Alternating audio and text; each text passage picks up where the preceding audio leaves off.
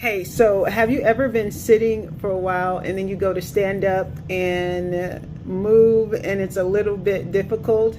Well, I wanted to offer you a tip, some exercise or one exercise that you can do actually that is very simple and extremely beneficial. And this is something that you want to keep in your staple of exercises. This is also something that you can do right when you wake up in the morning. You can do it in your own bed.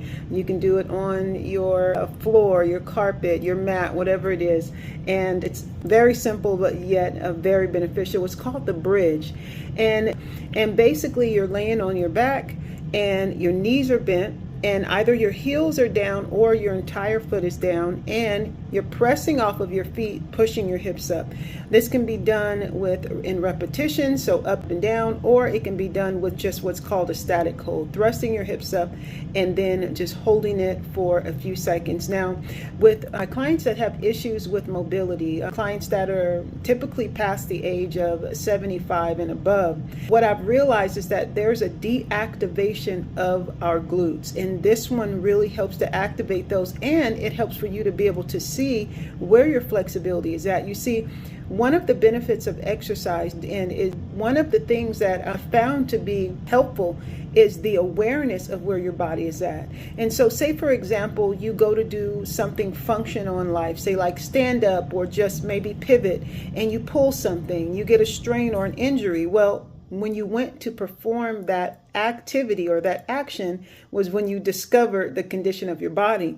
And so when you intentionally exercise and discover, educate yourself on what's beneficial for you, what type of exercises are going to be beneficial for you as far as your function and being able to just improve the functions and everyday activities in your life, is that when you go to perform them, you're coming into the awareness of the condition of your body. And that's huge, because you're in an environment that's safe. You're performing a movement and learning how to perform a movement that's going to be beneficial, but it's also this level of awareness that you get, so that when you go throughout, everyday life, you understand, oh, this is where I'm at now, meaning this is what my body's capable of doing, versus thinking in your head, I can do this, but then you go to do the movement and you injure yourself. So this is one of the ways that you get to prevent injury, not just after you learn the exercise and start to develop a level of confidence or proper execution, but when you initially go to perform it,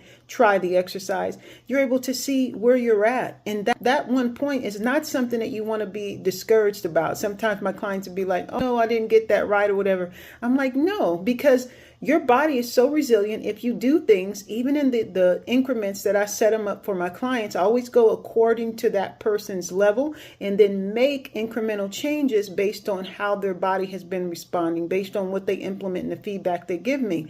And so in the beginning, the goal is not to get it perfect, but the goal is to find out, well, where am I right now? You know what I mean? And it's kind of like when somebody might try out for a sports team or whatever it might be.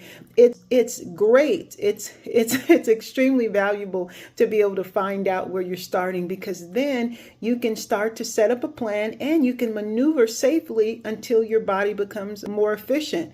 And that alone is going to help you avoid a ton of injury. Okay. So this one exercise is extremely beneficial. Matter of fact, I give it to at least 3 or 4 exercises to my clients, and I call these exercises the dailies, because you do certain things every day. You move every day, you stretch. You don't do the same resistance exercises all the time with the same body parts. However, core exercises and stretching, they don't take a lot of energy in order to perform them. That's why they're so good for every level of individual, but they send that reminder to your body to continue to use this muscle group, continue to use this area.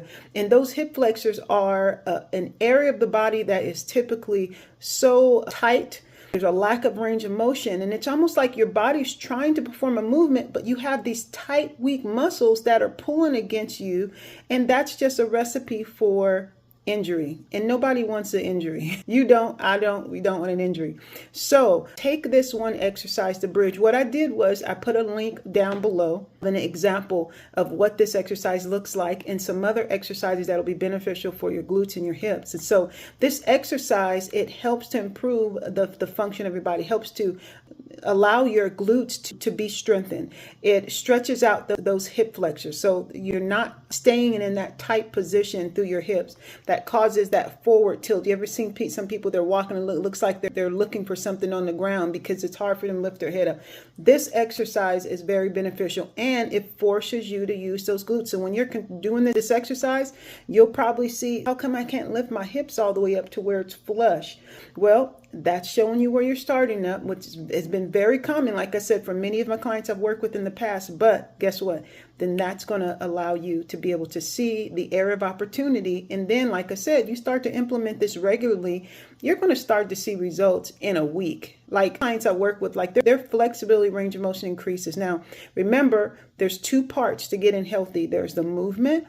There's the proper progressions, the exercises, all of their functional strength, stretching, and core. But then there's also the lifestyle support, which has to do with taking in the right nutrients, making sure you have the proper hydration, and you can't skip sleep. Like, sleep is so important. You need to be so aggressive and assertive when it comes to protecting your sleep. Have really good sleep. Have a plan for going to sleep, and then have a plan for when you wake up. And it doesn't just include the movement of waking up or the action of waking up, but it also includes your mind. When you wake up in the morning, that's when those negative thoughts try to attack your mind. You know what I'm talking about. And that's what's going to mess up your day if you don't reset them. Okay, you all? But we're just talking about these bridges for today. So take a look at this video. Make sure that you start to implement this every single day. And you can do probably like 3 sets, 20-second holds, or 3 sets of 20 repetitions. Either way, it's going to be very beneficial, but keep this in your routine. And I'm telling you, it even has an extra benefit for those of you, males, as you get older, you start to have some issues down there. This is one of the exercises that's highly recommended to help in that area. Okay, you all? So go ahead and take a look at that video. And I'll also put the links down below for my ebook, Nourish, Flourish. That's the other part that you want to start to learn about: the symptoms, the deficiencies that are coming from a lot of the medications and the chemicals, the foods and the stressors in your life. Then you can start to implement those nutrients to help to support that exercise routine. And I'll also put a link down below for those of you that are going to be joining this membership community. I'll get you that support that you need in that area. Okay. But don't forget this for me. Like the video, subscribe, share it with somebody who you think it would be beneficial, and hit the notification bell to make sure you get all the alerts when I put out one of these helpful videos like this today. Okay. All right, y'all. Thank you so much for listening. Hope that was helpful.